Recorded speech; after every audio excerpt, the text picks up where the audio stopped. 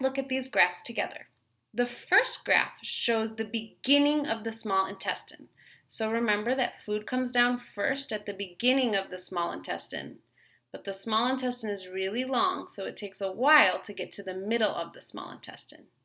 But right now, we're looking at food molecules at the beginning of the small intestine. Here, we have the names of the food molecules: water, amino acids, proteins, fatty acids, fat, glucose, other complex carbohydrates, and fiber. On the bottom, we can see how much of each of those food molecules is in the beginning of the small intestine. The green bars show us how much of the food molecules are in a healthy small intestine at the beginning, and the orange bars show us how much of the food molecules are in McKenna's small intestine at the beginning.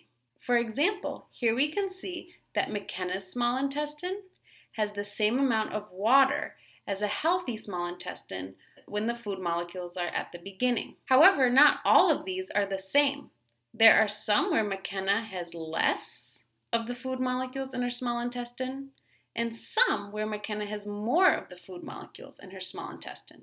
So you might be starting to think about why. Let's look at the second graph. The second graph shows the middle of the small intestine.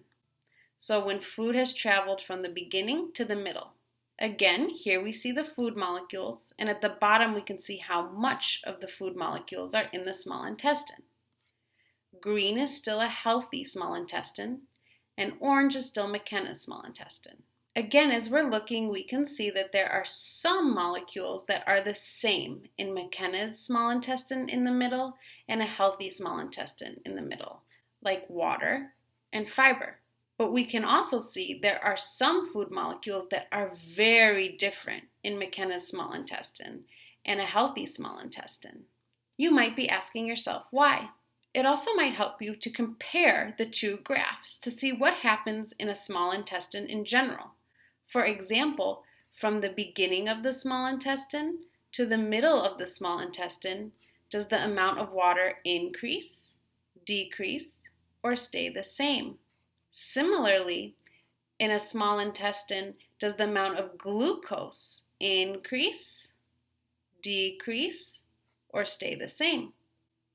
You might want to compare the amounts of food molecules at the beginning of the small intestine and then later as it goes to the middle of the small intestine to better understand what exactly it is that the small intestine does.